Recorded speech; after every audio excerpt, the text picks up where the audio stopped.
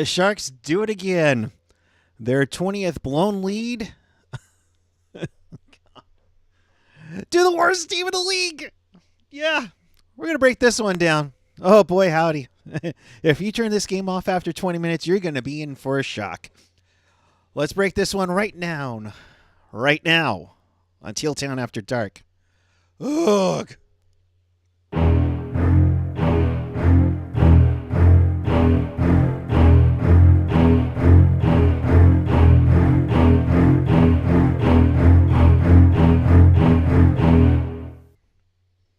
Good evening, everyone.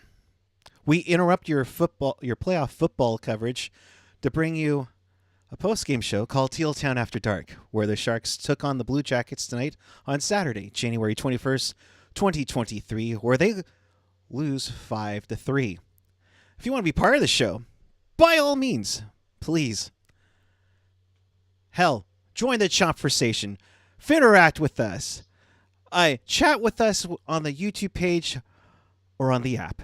Of course, follow us on the social. Twitter, Instagram, Facebook, Reddit, Discord, all that fun junk at tealtownusa.com. Hey, and while you're at it, if you want to donate to the show, support us through Venmo at tealtownusa. Hell, you can use it on the super chat. I am joined by Erik, Landi.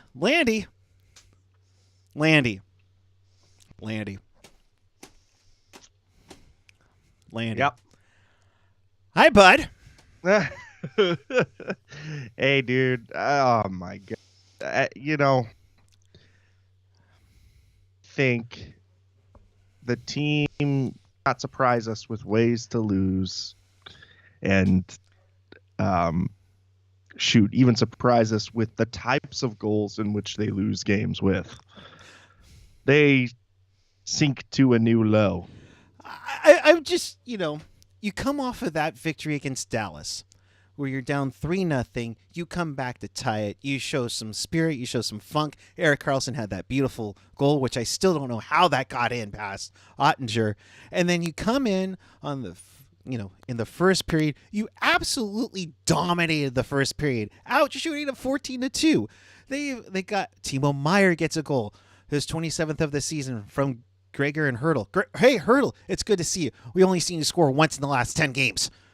I'm like, oh, wow, all right. Hey, maybe they could go for 2 in a row. Landi, I mean, I thought it looked good. I mean, the Meier goal looked nice.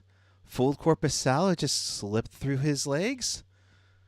I thought that first period, well, great, 14-2. Right, Landi? I mean, come on. Yeah, no, I think the first period was good. They came out with a lot of jump. Mm-hmm.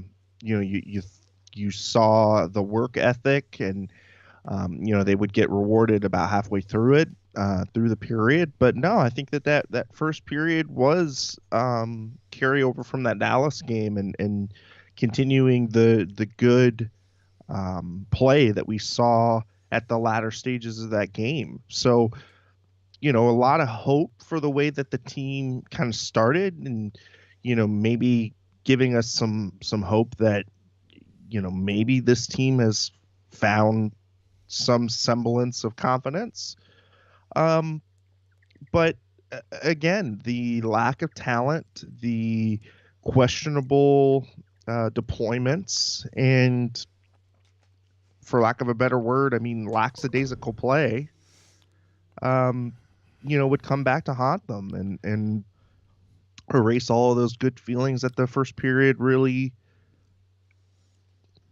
I don't know, gave us kind of some false hope, maybe. I don't know. But again, I think you look at it, they're able to put together a good period.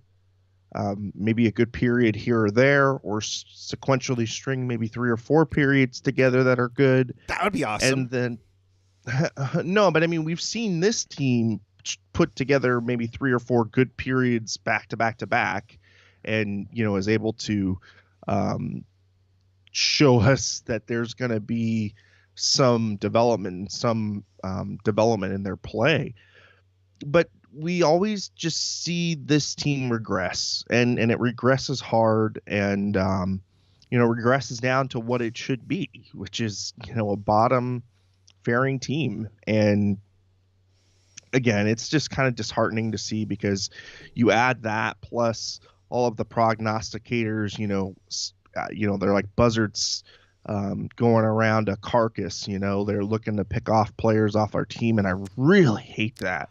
I mean, it's one thing for us to talk about, what pieces we think, should be traded off the team or whatever. But I don't like it when they start talking about, players from your team, and especially, we'll get into players, it. Yeah. Players that are known and loved. Right. Yep. So, it's difficult. It's a really tough time to be a Sharks fan right now. Yeah. They're making it really, really difficult. Yeah. We'll get in a little bit more of that shortly. Let's move on to the second period, where Columbus did come out swinging, which I would think you were expecting to have that happen. But Bonino, on that nice wraparound, gets his 8th goal of the season, 4th goal in his last 5 games. You're thinking, all right, good job, Sharks. You're looking good. You're looking really nice. You're looking up 2-0. You're kicking butt. Then 2 seconds later, they drop the gloves to get some sort of fight going. Olivier versus Gadjevich. Olivier has to go into repairs. He can't even sit in the box. It's like, oh, come on, we're beating them up too. Hey, we're doing great. And then what happened? In a matter of 72 seconds, and it's gone. Hey, hell, literally, boom goes the dynamite. You get a power play goal, which, by the way, Landi, hey, do you know how the ranked they were in the power play for Columbus? I don't even want to go. I didn't even want to guess. Dead last. Worst power play in the league. They have Johnny Hockey. He hasn't done crap. Oh, sure enough, power play goal, Johnny Gaudreau. From Line and Blankenberg. And then not even 72 seconds later, Boone Jenner. Boone goes to dynamite. Hey! 2-2. Yep. Oh, my God. Yeah, it was definitely frustrating. I think Matt Benning did not have a good game tonight. I think Scott Harrington also didn't have a good game tonight. You can even throw in Mario Ferraro. Yeah, but I mean, I'm just looking at the additions that were brought into this roster that were brought in over the summer, and the pieces that were supposed to pick up some slack, supposed to signal a changing of the guard. Well, I mean, they've definitely changed the guard, but it's now changed to subpar play that's very susceptible to mental fragility, for lack of vocabulary there. I mean, honestly, the team, they've got parts that put together solid pieces of hockey, but they're either unable to work together as a 5-man unit. There seems to be defensive breakdowns constantly on who is picking up who.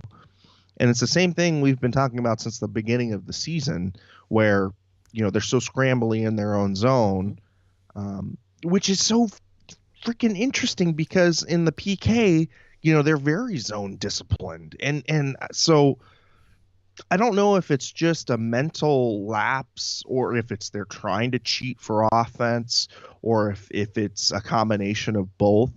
But some of these pinches have gotten ridiculous, and some of these lackadaisical changes have really just bit the Sharks, in the ass multiple times. I don't understand what Benning was doing on that Jenner goal, because it basically becomes a 2-on-1 after you try to go for the high breakout, and you are just getting out-dueled, and you're not getting back in coverage. I mean, Couture's busting his back trying to get back over to get the goal, or to defend for him, and he's not.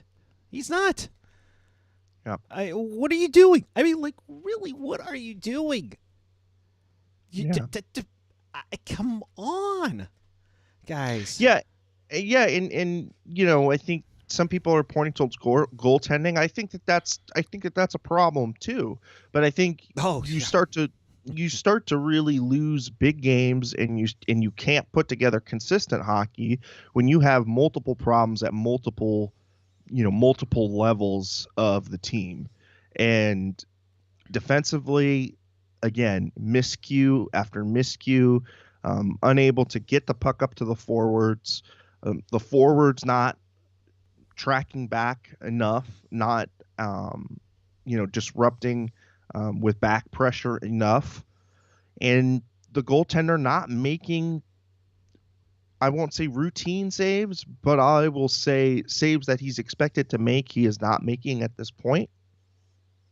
So when you have all of that together, I mean, you have the recipe for inconsistent play and the recipe for blowing leads.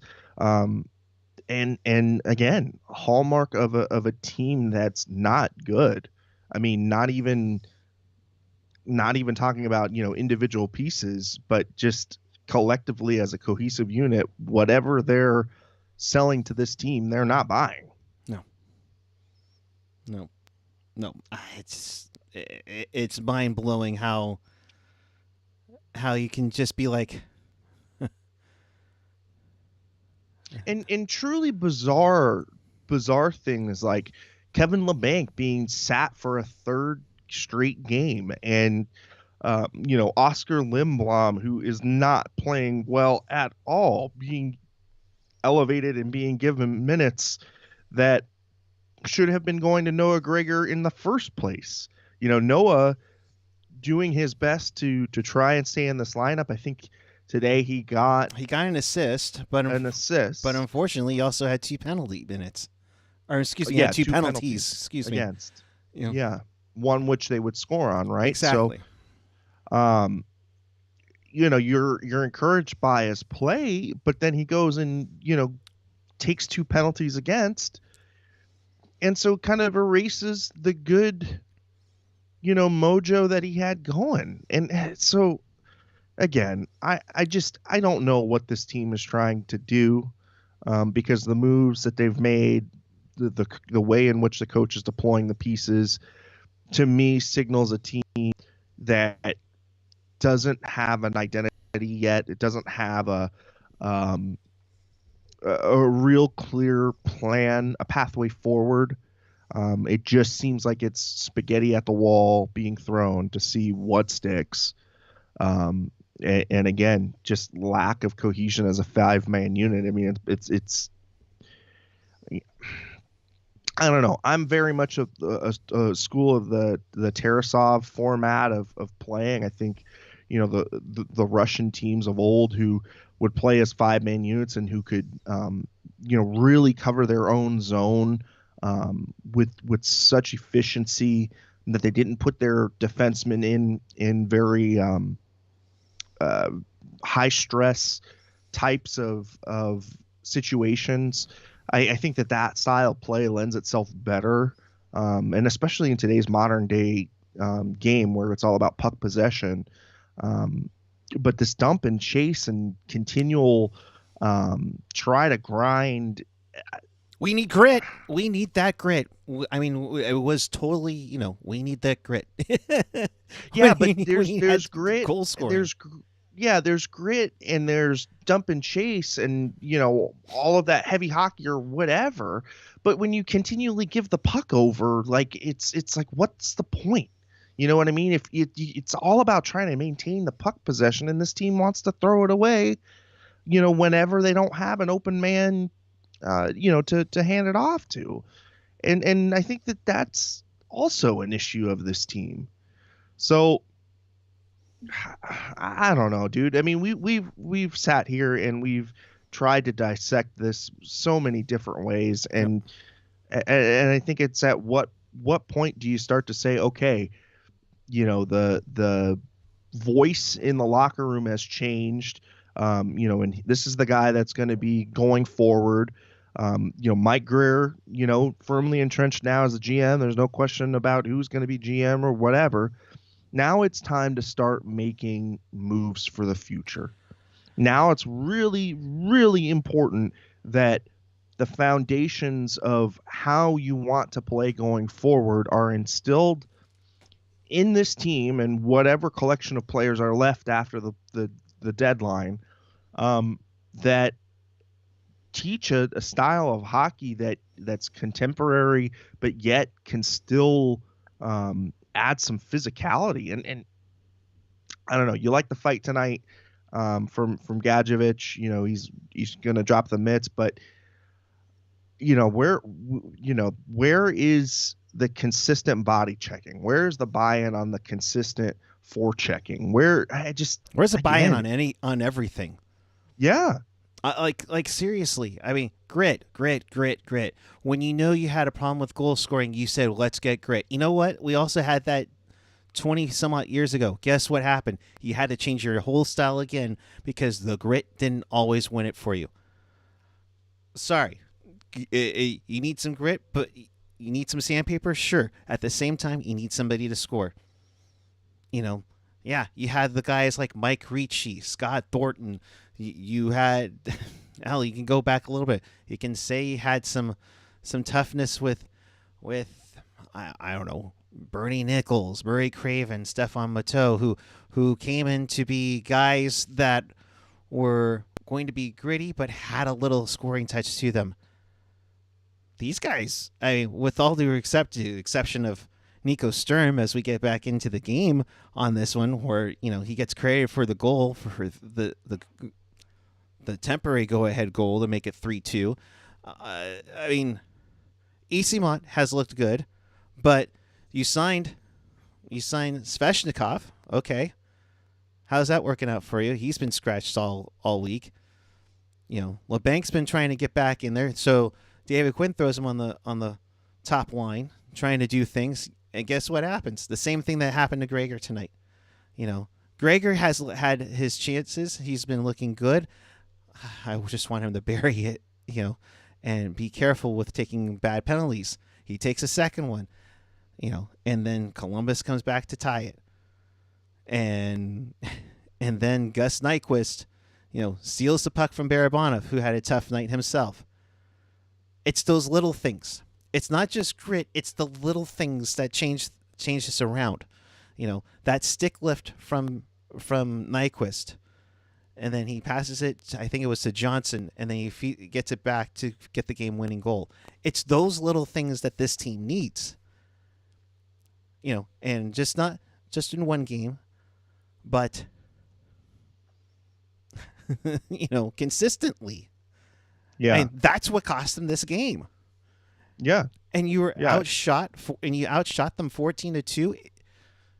Stick taps to Korpisalo to keep them in this, but how do you let a team that were outshot by 12 shots outshoot you at the end of the night 29-25? That's unacceptable. Even if this team sucks. Even if this team sucks more than a Dyson vacuum, that sucks. Back to you, Landi. Yeah. I mean, again, people are asked, there's a little bit of chatter in the chat on goaltending versus defense. And I'm not saying, the goaltending has not been good. I think point blank, just stop it there. Remember when we thought Kakinen, oh man, the poor guy got a raw deal in Minnesota, because of Fleury. You haven't shown me shit. But it's not only that, Erik. It's regression of Reimer, I think, a little bit this year. And then the other thing, the defense gives them no favors. So, it's not like they put themselves in a position to give themselves good goaltending. Look at the string of goaltenders. Hangs them out to dry. Yeah, look at the string of goaltenders and look at what their save percentages is. And right now, Kaapo Kakkonen sporting a nice 870 with a 3.87 goals against. They're not giving them enough support, but they're also not making the saves that they need to make. So when you have both of those, that's a recipe for what you're seeing right now. I mean, shit, I'd rather them play trap hockey right now. And put a 1-2, 1-2-3 or whatever, whatever. If it's boring ass hockey, but it's sound defensively, that should help insulate the poor goaltending that we've seen. But again, not near enough buy-in into the system, and You look at I'm looking at Kakinen's numbers, season wise. Going through the 1920, as they went into the bubble, 913.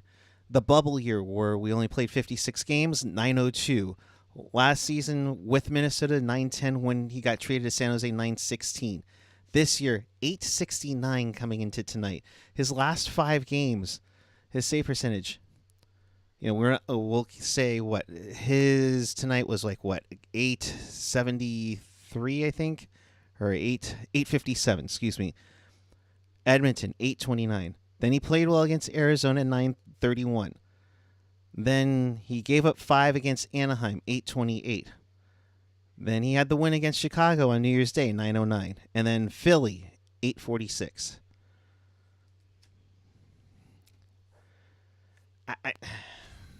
And granted, it's a combination. It's a combination of things. The defense pinches at the wrong time, or they can't clear it out like Mario Ferraro did, which led to the tying goal tonight. Or you have mess ups here and there. But now we're getting some quotes in from the dressing room. Nico Sturm, not Marco. No offense to Columbus, but can't play like that. I mean, we thought it would be easy because they're at the bottom of the standings, but so are we. At some point, you have to learn how to put teams away. No shit. Like, seriously. You thought it was easy? You think you're like a good team where you think everything is going to get easy? If that's what this team is thinking, you need to have a reality check. Long look in the mirror. And guess what's coming to you tomorrow?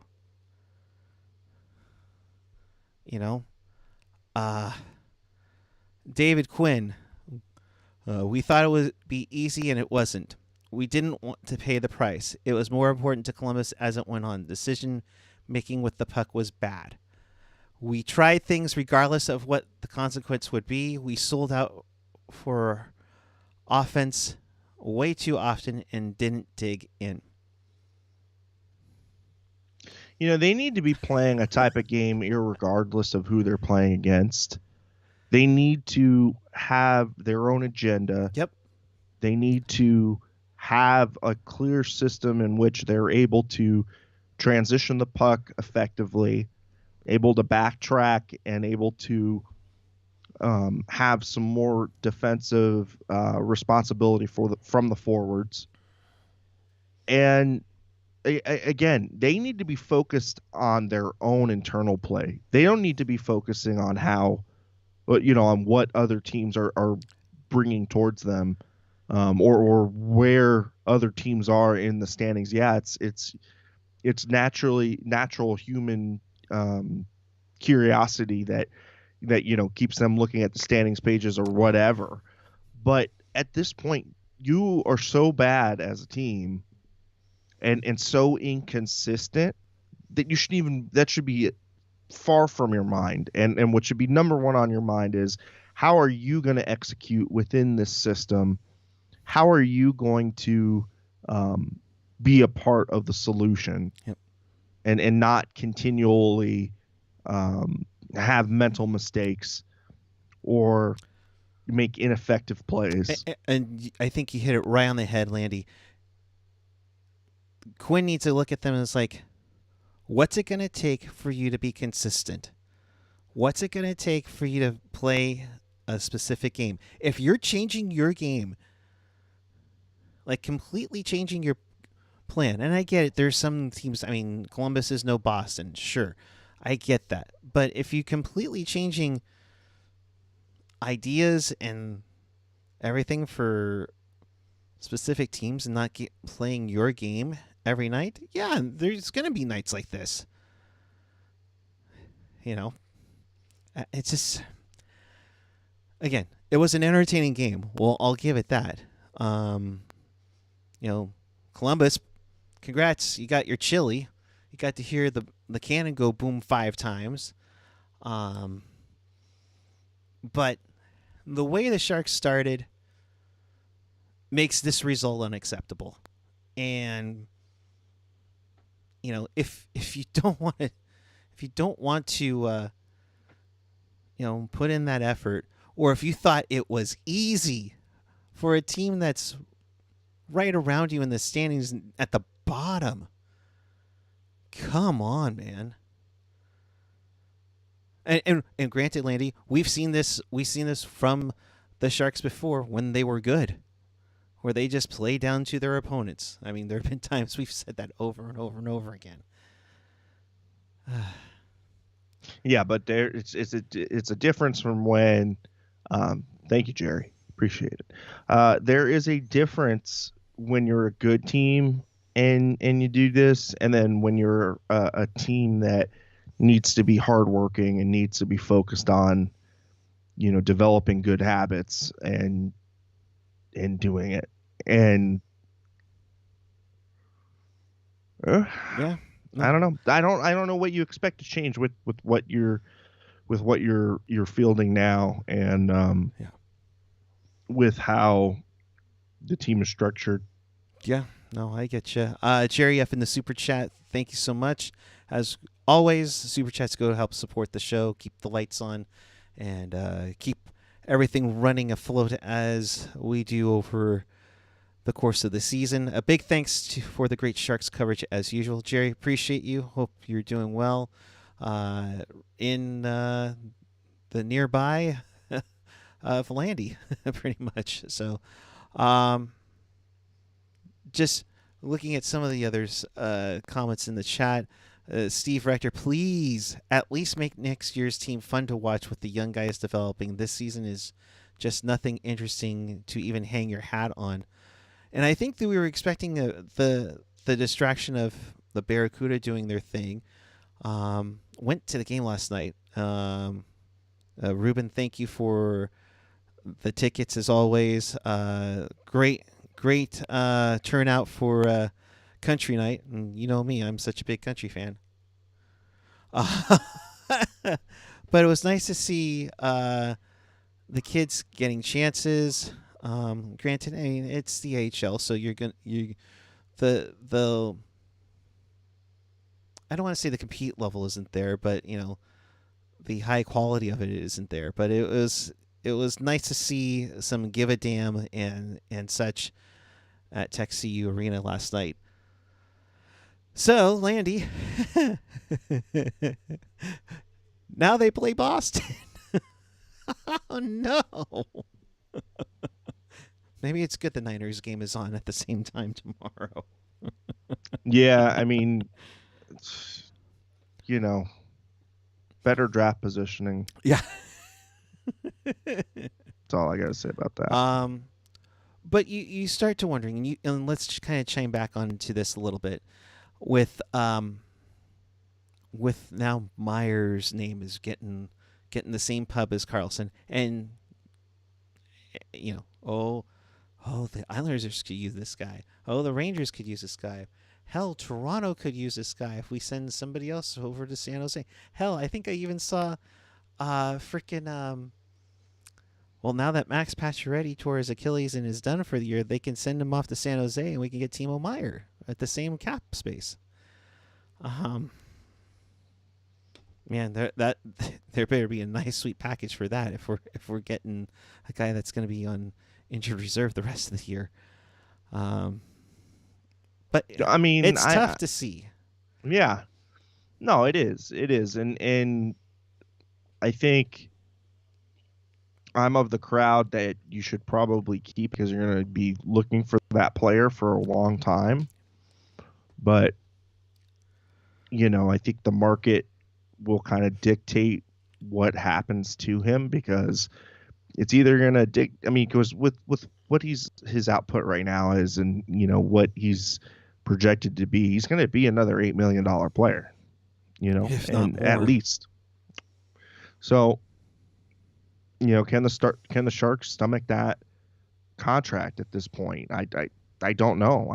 I don't think so. I don't think that they have the ability right now with the structures as they are to add another $8 million contract. So now you're kind of painting yourself into this position of having to deal an asset that's suddenly very in demand, and this is the recipe for where teams will try to fleece. You know what I mean? Like Oh this yeah. is this is this is where people are starting to lick the chops, and really where your bones are made as a GM.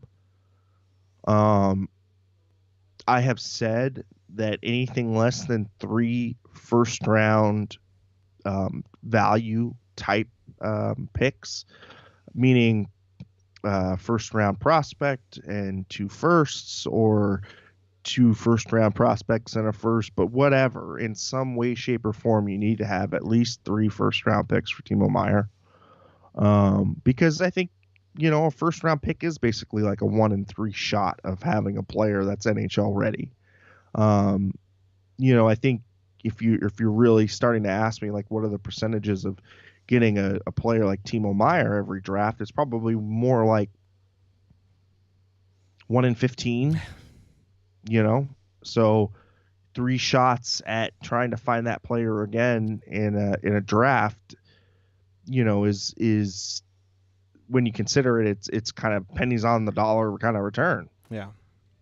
So And and yeah, you hit it on the point with that, but it's at the same time outside of Timo, who's had a shoot first mentality on this team yeah, before or after he's come in. I don't think there really hasn't. And hell, even Drew got on the Sharks tonight about shooting the puck. You're trying to pass it, shoot it, try for the rebound, anything like that. Um, and so when you see seeing Timo getting rumored, and then you throw in Erik Karlsson because Canada just loves spewing that, like they're hoping like somehow a Canadian team's gonna get him. I don't see Ottawa trying to make a playoff push right now, so he's not going to go there. Edmonton, good luck trying to find the cap space. You better really have a lot of picks, but then Ken Holland is a sucker to make those picks. Um, it's tough to see. I mean, look how long Jacob Chikrin has been dangled out there for the Coyotes. Um, and Birch saying, the Sharks might have to accept a bad return on a Timo trade. The tough part is that you take a bad return on the Timo trade, you've kind of taken a bad return on the Burns trade, where you're withholding salary and all you're showing is Steven Lawrence and Makiniemi. yeah. It's tough because that's the precedence that you set, and then you're in deep trouble come later on. I mean, if they have to retain anything more than $3 million on an Erik Karlsson trade, then it's way too much. And not only that, but you got to start to think about how much money you're paying players not to be on Mm-hmm. your team. Um, if they can somehow figure out a way to move Carlson's contract, then I think it opens the door for Timo staying more. And I don't know about you, but I'll take Timo over Erik right now. And I know Erik is having a fabulous year, and is putting himself into Norris contention. But like you had said, I mean, who on this team can replicate with what Timo does? Yeah. Um, Or in the past, or in the present, or in the future. yeah. because none of them, you know, it's always passy. It's not shooty. Come on, guys. Give those shots. Sleepy Mofo. I'm surprised Canadian media knows there's a hockey team in San Jose. I would say 94. They remember 94 and how scared their precious Leafs were so close to being eliminated by a team in Teal. Michael Molasses, but Maki is actually a good goalie though, puck guy, unlike Capo. Yeah, I agree. He looked pretty good when he was up briefly with the Sharks, but if we're tanking hard for Bedard, I mean that might not be able to do it. So,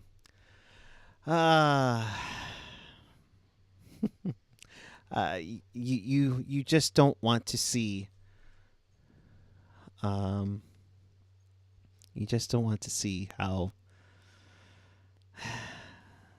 this team is going to just get obliterated. And the worst part is that they start this 5-game road trip. It's technically 8, but they also have the bye week and the All-Star break in there. And it just gets worse and worse. I mean, up and coming Detroit. You have Boston on Sunday. I could go on, but I digress. I think the team's going to finish 30th. I think that's probably where this is ending with the strength of schedule remaining, and where where they've got to go next. I don't see a win in the next 3 games. I'll tell you that much. Yeah, you have Boston on Sunday. That's at 4 p.m. local time. Tuesday you have Detroit. You get a couple of days off, and then you play back-to-back at Carolina and then at Pittsburgh. Yeah, all 4 of those could be losses. Yeah. Probably will be losses. Yeah. I won't say I'm going to go for 4 for 4 on losses, but I think that they'll probably lose 3 out of 4 of those games. Yay! If you're on Team Tank, you're celebrating. But it's painful. It's painful. Jeez, yep. You're turning red as we speak. Yeah, no, I mean it's just it is what it is, and it sucks, and seems like there's zero accountability, and PJ's saying people have to start moving out. Yeah, I would have to agree. I mean, there needs to be some repercussion for poor play. Why Matt Benning is immune from that, I don't know. It's because they have no other room. What, are they going to put Cheechek out there instead of him? No, they're not going to do that. Shit, put Merkley out there. I mean, can't be worse than that. Well, he's like, trade me right effing now. And he hasn't played a game since that has happened with the Kuhre. I mean, I don't know. That'll be interesting. That one's the interesting one. Because now, if you trade Carlson and then you trade Merkley, there goes your right shot D power play that you've had for years, all the way back to Dan frickin' no, even that to Brian Campbell in 08, and then you had Dan Boyle, and then you had Brent Burns, then you had Erik Karlsson. You were supposed to have Ryan Merkley, but he kept hanging on to the puck for the longest time and couldn't make a decision, let alone, lose the controller when you're supposed to be a defenseman. But I digress. Cliche but true. Going to get worse before it gets better.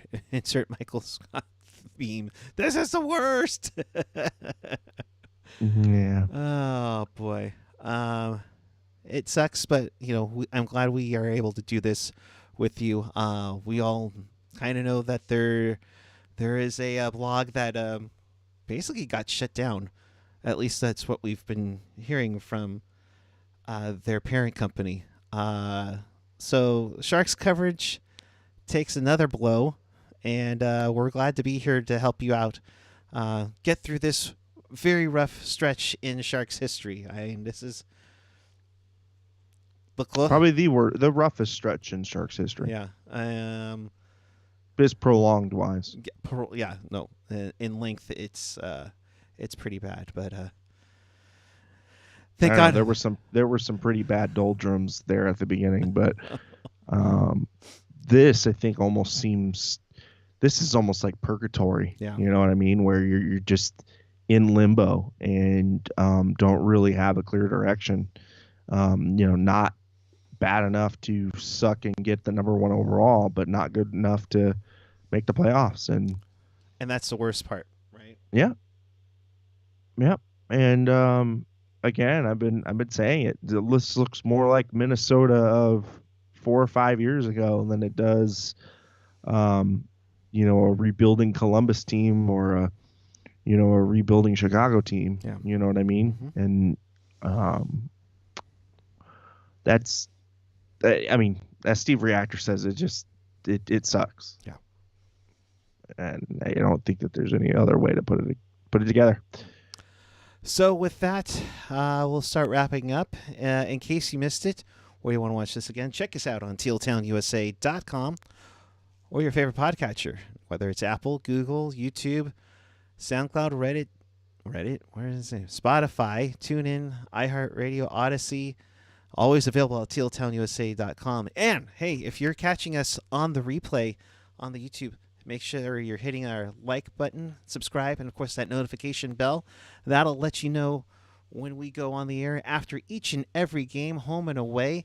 Of course, tomorrow it's Sunday, which means it's a Pucknologist takeover of After Dark. So AJ and Jerk will be here to break down the week that was in Sharks hockey alongside what happened in the game against Boston, where it could be ugly, and we might have a little bit more of a recap of a football game.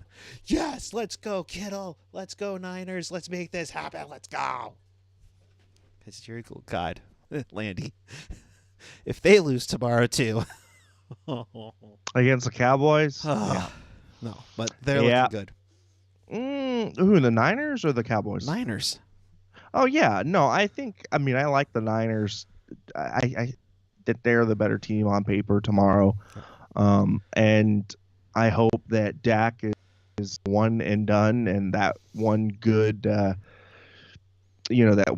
game that he played against Tampa Bay is, he used up his good games for the playoffs, so to speak. But I'll put it to you this way. Nicky Bosa didn't have any sacks in the last game and got a fumble recovery and looked pretty darn good. And I think that there's more from him. I think Fred Warner was a little quiet. Had some nice tackles, but a little quiet on the defense last game too. I think the defense is going to have a monster game tomorrow, and I think you're going to shut down the run. Yep. And I think the Niners, if they can run it and if they can shut down the run, then I put that as a good recipe for success. Okay. And I have I have a good feeling about that game. And then there's the Sharks, who will be playing practically at the same time as the 49ers do battle with the Dallas Cowboys. Yeah, so the Niners game is at 3:30. The Sharks and Bruins start at 4:00, which means roughly about 6:30 is when you'll get your After Dark takeover with the Pucknologists, your week that was in Sharks and Barracuda hockey. On that one, AJ and Jerk will be there for taking care of it. AJ. FYI, March 30th is opening day for the Giants. And they open up against Aaron Judge and the Yankees. Yes, that's great. Let's just bring us down for that. Arson, yes. Arson, Judge, and the Yankees, yes. All right, Landy, it's time to go. I've tormented myself too much here. Your final thoughts on where the people can find you. My final thoughts are let's pick a direction to go in, and let's stick to it. And as far as where you can find me, you can use my first name. That's Erik, Erik, Landi, Landi, across all the social media garbage. And that will get you to me. So, yeah, go Niners. Go Niners indeed. I'm at PuckGuy14 on the Twitter, the Instagram. Again, Pucknologist will take over After Dark tomorrow following Sharks and Bruins. Again, that's at 4 p.m. on Sunday. So thanks for watching. We appreciate every one of you throughout Sharks territory and around the world.